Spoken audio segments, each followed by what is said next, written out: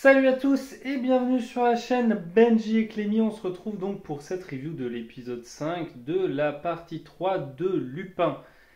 Alors je sais, je devais faire une review pour l'épisode 5 et 6, mais il se trouve que la théorie s'est révélée vraie, donc je voulais faire une petite vidéo pour en parler. Avant de parler de l'épisode 5, n'hésitez pas à liker la vidéo et surtout à vous abonner à la chaîne. On approche des 1000 abonnés, enfin on approche déjà des 500 et l'objectif c'est les 1000, donc n'hésitez pas à nous soutenir en vous abonnant à la chaîne. Alors tout d'abord, en résumé de cet épisode 5, globalement, la collaboration entre Gallimard et Lupin, entre guillemets on va appeler Lupin, mais voilà, vous avez compris, franchement elle est très cool, le fait qu'il le déguise, le fait qu'ils collaborent ensemble et qu'il lui montre un peu son univers, moi j'ai beaucoup aimé, aimé ça aussi dans la partie 2, si je dis pas de bêtises. Et voilà, c'est tout ce que j'ai envie de dire. Je pense que ma théorie s'est avérée vraie. Encore une fois, malheureusement, je ne serais pas surpris par le scénario d'une série, puisque je suis beaucoup trop voilà, je devine quoi. Mes théories s'avèrent souvent vraies. Alors là, c'est bien le boxeur au final, hein, voilà, c'est bien le boxeur. J'avais raison. Ça me surprend pas. Après, j'ai hâte de savoir toutes les révélations de pourquoi il veut se venger. Même si j'ai mon idée, je pense qu'il a dû abandonner la boxe pour filer avec la mère de son fils. Il a dû le planter sur un coup, un truc comme ça. Et l'autre, il a pas aimé. Globalement, c'est ça. Moi, j'ai hâte de voir les deux derniers épisodes. Faut que je me calme parce qu'il est tard, donc je vais regarder que le 6. Je regarderai le 7 demain.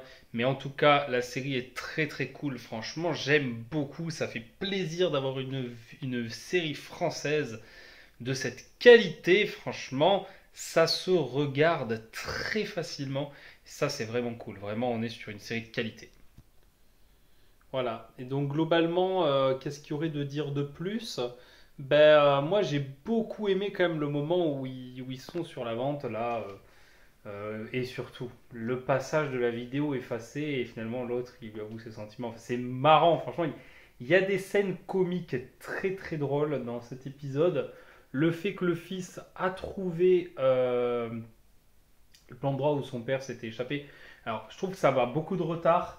Alors, j'espère qu'il va collaborer, qu'il va aider, que ce personnage aura plus d'importance dans la suite, dans les deux derniers épisodes.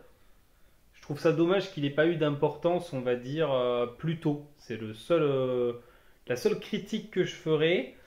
Sinon, très bon coup de bluff de la part de sa femme hein, qui découvre tout. Franchement, fallait pas être fut-fut pour que ce soit un bluff.